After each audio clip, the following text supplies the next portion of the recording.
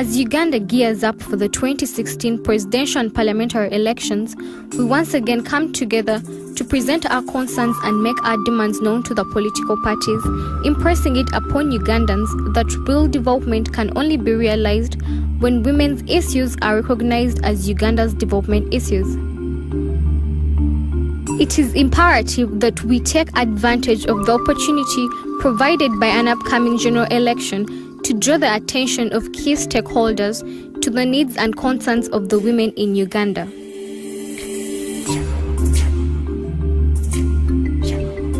We do not only want to define the national agenda, but also set the pace and direction of our nation.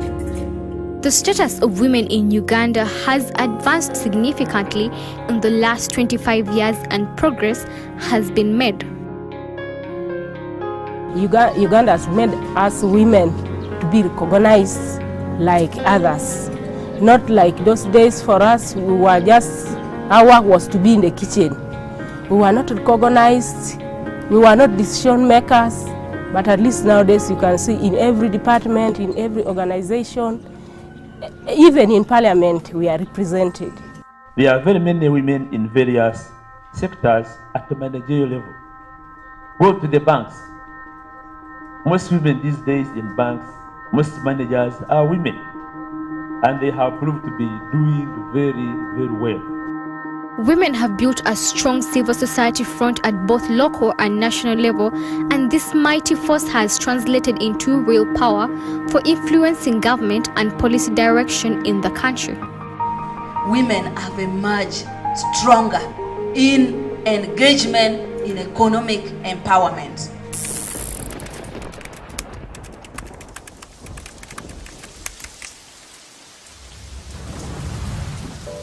In 2010, Forum for Women in Democracy, on behalf of the women's movement, developed a document that we called Equal by Right, the Uganda Women's Agenda. We developed this document through a whole range of consultations. We consulted women in 22 districts in Uganda, spread out throughout the regions. We consulted women in the informal sector, in the formal sector, in the academia, in the non-academic staff, in the religious institutions, and so on, so that we could hear what the women were saying about the critical issues that they had and how in their view they could be addressed. So we are in 2014. Elections around the corner. And as an organization, we thought that rather than wait until towards 2016 and begin to say, there are gaps here, maybe this could have been done better, these are the achievements that have been gained, we thought that it was important at this point in time to come back to the women that live these issues, that made a contribution to this agenda, to say, so what progress has been made? So what brings us is to assess the progress that has been made, identify what gaps there still may be, and lay strategies for going forward. For a long time after the development of the 1995 Constitution, women have been raising issues through the Women's Manifesto and other documents at every election. And so the aim of this agenda was to bring together the issues once again, because most of them in the past have not been handled, and raise any new concerns that we wanted addressed. If you look at our population, women form 51%, and any country, any government that plans and leaves out the issues and concerns of 51% of its population is doing a disjustice. It's like leaving behind the bulk of your population. Unfortunately, this is what happens because most of the key decision makers are men, and many times they do not consider women's issues as development issues. To that extent, we now are taking stock.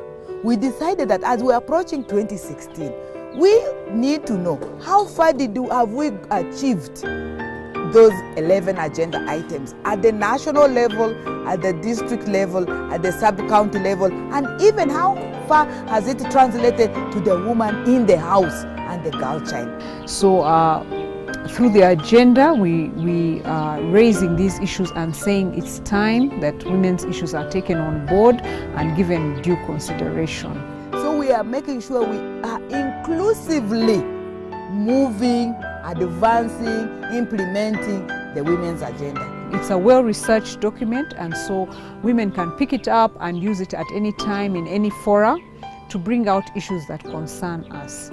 The Women's Agenda remains an important document if Uganda is to achieve meaningful development, so let us continue to advocate for women's agenda at all levels of society in order to address the current gaps and challenges that we are facing as women.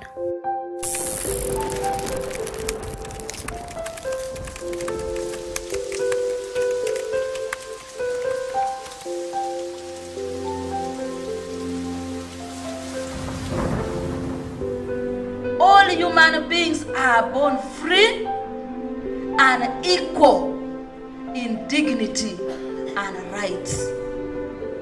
It doesn't matter which country you live in, who your leaders are, even who you are. It doesn't matter. That's why for me, I will stand to fight for a woman who is discriminated because she's not aware. Despite the progress made to date, major structural and systematic challenges still remain in pursuit of life's dignity and women's enjoyment of human rights in all spheres: economic, social, legal, and culture. Women's labor rights need to be advanced. Many women are exploited. They are working as house girls. They are being paid 10,000 a month. How does that help the woman? They are working in hotels. Do they pay you 1,000 per day? Here in Gulu, these local hotels, you see, they pay women 1,000 per day. What is 1,000 per day times 30? That is 30,000. What is it going to do for you? Our children in P7 cannot read and write.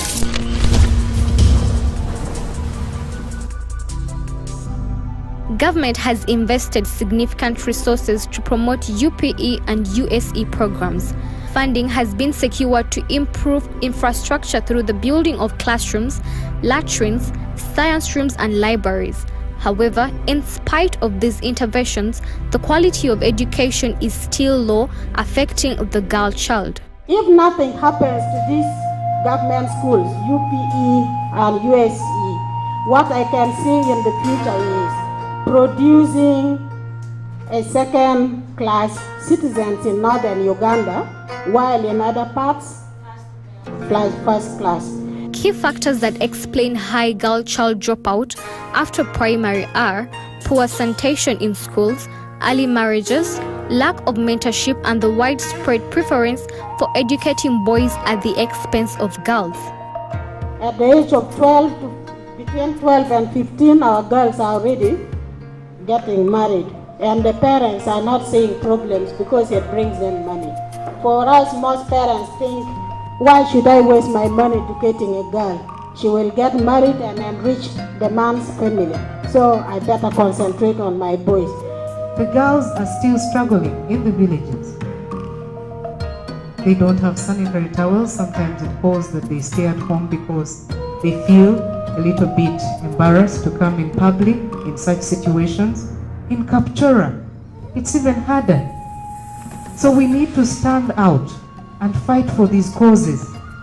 As we keep training and capacity building each other, how do we continue to fight for those little ones who are still struggling in the villages where they are?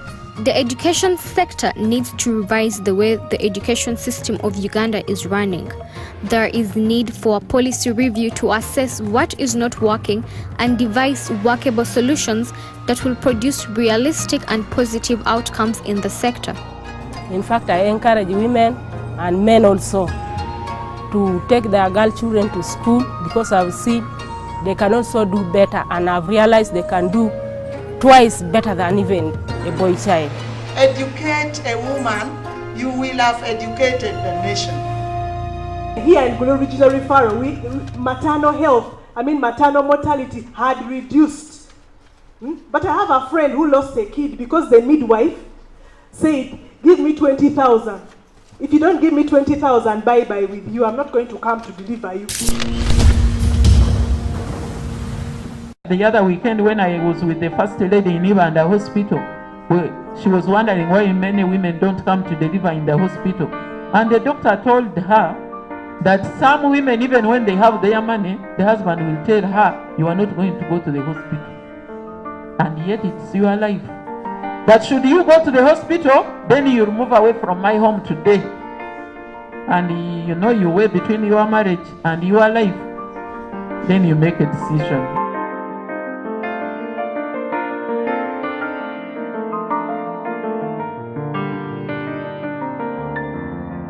In the fight against HIV and AIDS, male health-seeking behavior has become a major point of concern, as men generally do not seek health care and counseling in good time and continue to have multiple partners.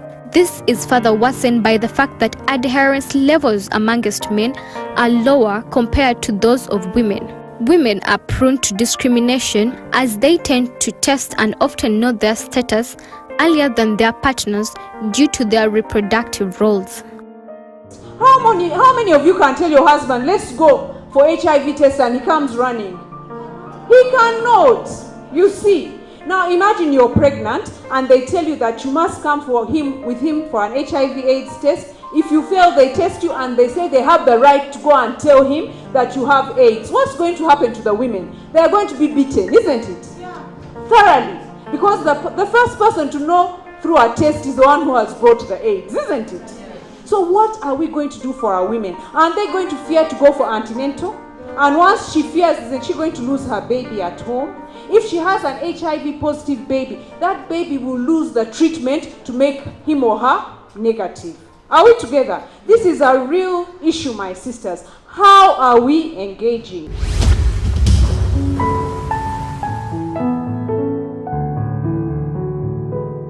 Women are more likely than men to die in climate change-related disasters and to suffer from increased workload, health problems, burden of fuel and water collection. Women, being the primary caretakers of a family, they are often the first to become aware of environmental changes as resources become scarce, affecting their means of livelihood and their gendered social roles. Men, we all know that environment issues affect women most. There are so many things in there, the charcoal, the firewood, all those issues, including the fact that they are a health hazard to our women. You will not find a man blowing the firewood in the kitchen, will you? So when diseases come from that area, they will affect the women. In almost all communities, those at a risk and those affected most severely during all phases of natural disasters are women. Since women play significant reproductive and productive roles in the family and in the agriculture sectors respectively, insufficient and ineffective service delivery in all sectors impacts not only on their personal lives, but cascades to the well-being and actual survival of their families, communities, and the nation. Poverty is taking the face of a woman.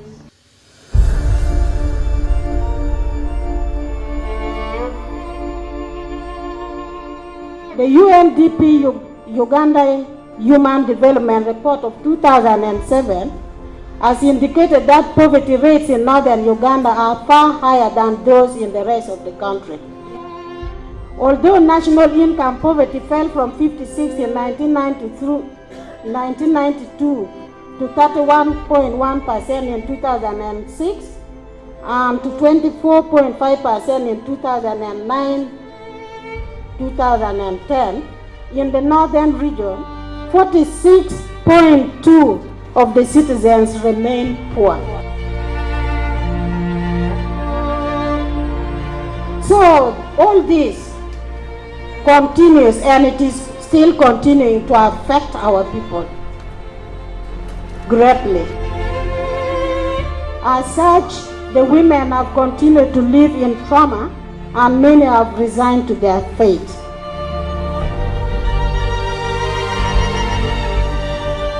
In order to reduce poverty, which currently bears the face of a woman, government need to provide support to women by addressing low levels of production linked to land conflicts, as well as lack of farming equipment, and infrastructure to support production and marketing. It is a very bad thing. And I think this is again one of the areas which, if we fail as women to come up to protest about it, then we would have failed.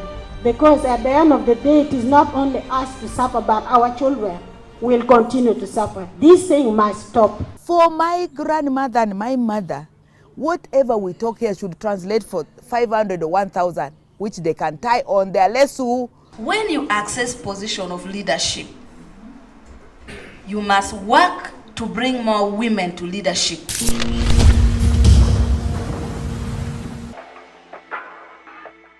Affirmative action was launched as a strategic tool for bringing women into politics, increasing their participation and ultimately including their voice in the policy and legislative decision-making process.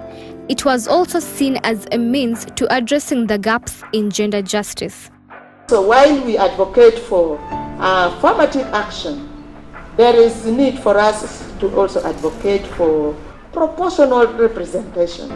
But the women members of parliament have become enemies of the other women leaders in the lower local government. So how do we really live practically the spirit of affirmative action and make it alive and make it work for women, not against women? We have members of parliament who are women, but they want every woman to be a political babysitter. How do we make the affirmative action a very positive, a very prosperous thing, rather than, letting it to be used against development? When you access that position of leadership, you must keep the door open for others to enter. You don't enter and you close the door. We have got cultural stereotypes. They believe that women must compete for only district MPs. If you want to contest for a constituency MP, even your fellow women colleagues will tell you that's a preserve of men. Why are you crossing the line? And that is actually, I think, what even makes women fear contesting with men. Because they are brutal. You go to contest with them, they are brutal. You also have to be shrewd. As a young upcoming politician, during my time of campaign, I was waylaid by gunmen. I was poisoned. I almost lost my life. The day when the voting took place, I was bedridden, and I had to make all my communications on phone. All these kind of things were some of the experiences that I went through. When women want to move on to the direct seats, if they don't go with the mindset that this is a competitive platform and I've got to do my best, I've got to present myself with courage and confidence, then they will fail to beat the men. And for us, let us also acknowledge that time is coming. We need to disqualify ourselves and now become stateswomen. But you see, what breaks my heart, you see a very, very old woman still wanting to run for an office. And yet this woman is supposed to be a point of reference, supposed to be a seat of wisdom, but dilutes and is fighting with very, very young. So I would like to see us really acknowledging, yes, we've done our part. And now we need to disqualify ourselves and form the Council of Elders of Women of Uganda. It will be an exemplary thing for Africa. Women and power. Where is the power? From here, I want us to unite. There is a scope for women to nurture a common vision across Uganda through collaboration, and we therefore have to unite and work with our sister organization and other allies to achieve this. There is a need to have continuous sensitization to create mutual trust and respect across party lines.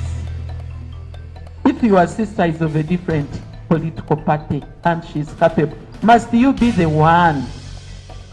Bwolaba mukyala munno bannaye ng'avuddeyo togamba nti oyo alina olugezigezi oyo yeepanka tajja kusobola olw'okuba nti mukyala ebirala byonna tosooka bitunuulira oba wa pate ye NRM oba ya FDC oba ya kigwe muwagire buwagizi ng'olina ensonga egi nti mukyala.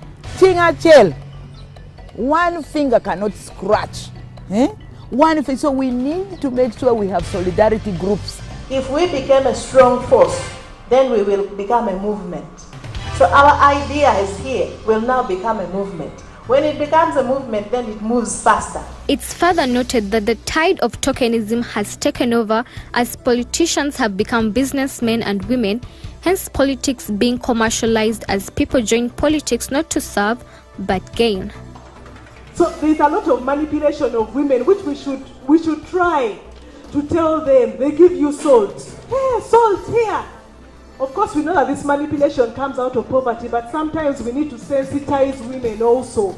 It's really unfortunate that everywhere where there is corruption during election, women are the ones used.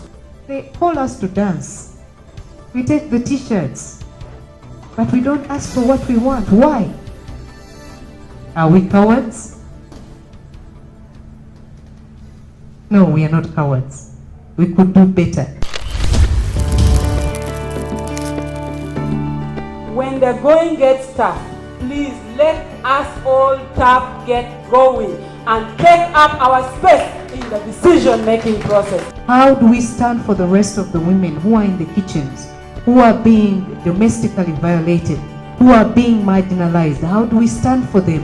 How do we educate them? How do we see that they stand out and be able to compete in the 50-50 that you're demanding for? And as a woman leader, I want to tell you that it is your responsibility to ensure that all the beautiful laws in the Constitution, in the Local Government Act, in the Domestic Violence Act, and so on are implemented. We therefore need to enhance the ability of women and ensure that through legislation, women power is generated. When they are saying chairperson, you sit. Me, I will go for vice chairperson. Why? You also stand for chairperson. You know you have so many groupings. You also be in the driving seat. We still need more women. Women should come out there and also contest with men on those direct seats. Remember, all of us have opportunity to push for the women. You are a councillor, you can push for contracts. You know, you are a woman leader, you can look for what can benefit women. I believe in women and I know that they have a competitive edge over the men. They just need to build the courage.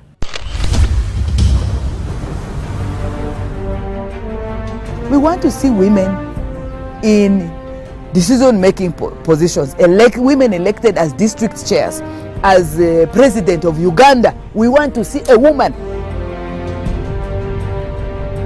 We want to see women in powerful decision-making positions across the divide. We want to see women in the Chamber of Commerce as presidents of this chamber. We want to see women as district cows. We want to see women having that decision of power. I would like to see us intergenerationally and peacefully passing the baton of women's emancipation to the next generation. As gatekeepers of society, now is the time to rise up and aim higher for the top. Now is the time to make good use of the power within us. Now is the time to reach our fullest potential and believe that we are gifted for a cause that must be attained. Let us continue marching ahead in championing women's issues. Let us bury our different political ideologies and talk as women. Let us engage in political process to ensure that women's voices are at the center and that we are not sidelined. It should be our mission to ensure that people everywhere, women and men alike, finally have the opportunity to live up to their own God-given potential. There is no force equal to a woman determined to rise.